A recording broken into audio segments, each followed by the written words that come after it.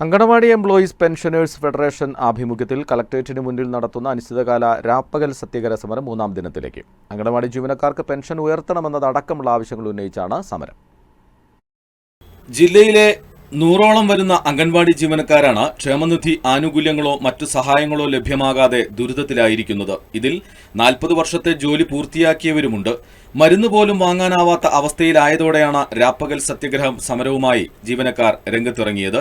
അംഗൻവാടി ജീവനക്കാർക്ക് നാളെ ഇതുവരെ ക്ഷേമനിധി ആനുകൂല്യങ്ങളോ പെൻഷനോ ഒന്നും ലഭിച്ചിട്ടില്ല.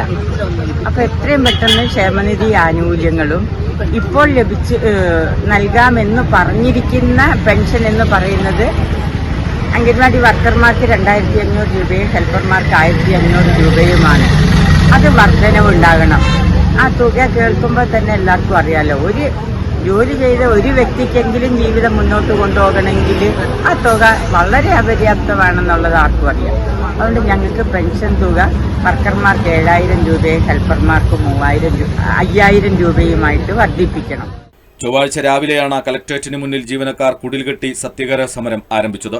അംഗൻവാടി ജീവനക്കാർക്ക് പെൻഷൻ 7000 രൂപയാക്കുക, 3 വർഷമായി മുടങ്ങിക്കിടക്കുന്ന ഫെസ്റ്റിവൽ അലവൻസ് 3000 രൂപയാക്കി നൽകുക, 2023 മുതൽ അങ്കണവാടിയിൽ നിന്ന് വിരമിച്ചവർക്ക് പെൻഷനും ക്ഷേമനിധി ആനുകൂല്യങ്ങളും ഉടൻ അനുവദിക്കുക തുടങ്ങിയവയാണ് സമരത്തിലെ പ്രധാന ആവശ്യങ്ങൾ. ജിൻസ് തോട്ടുങ്കര, വയനാട് വിഷൻ, കൽപ്പറ്റ.